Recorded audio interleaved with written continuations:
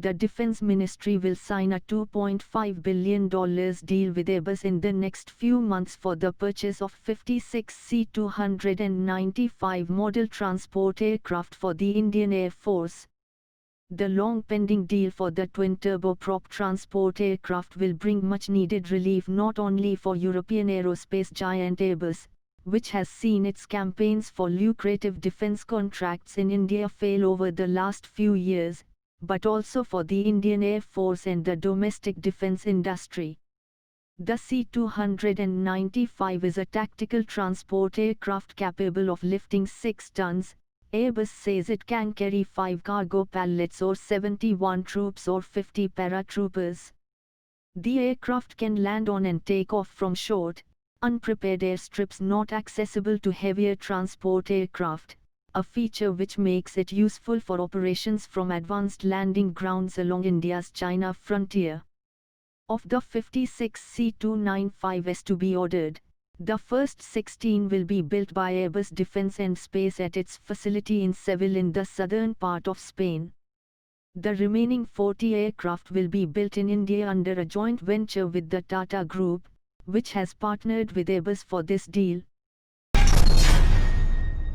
In an embarrassing development for Pakistan, a former Pakistani diplomat Agha Hilali admitted on a news television show that 300 terrorists had died in the Balakot airstrike on 26 February 2019.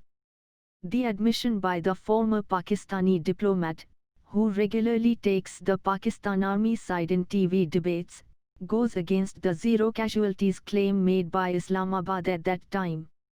Soon after, Indian Air Force had carried out a strike at a Jaish-e-Mohammed terror training camp at Balakot in Khyber Pakhtunkhwa province, Pakistan, as a face-saving measure, had refused to acknowledge the presence of terrorists who were killed during the airstrike. The strike was in response to the terror attack in Pulwama in which 40 CRPF personnel lost their lives. Pakistan-based Jaish-e-Mohammed claimed the responsibility for the February 14 attack, which has been largely condemned by the international community.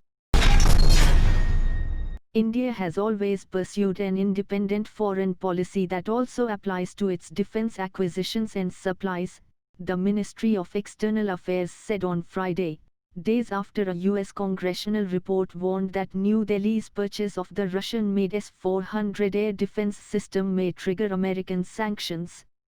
Prepared for the members of the U.S. Congress for them to take informed decisions, the report said, India's multi-billion-dollar deal to purchase the Russian-made S-400 air defense system may trigger U.S. sanctions on India under the Countering America's Adversaries Through Sanctions Act.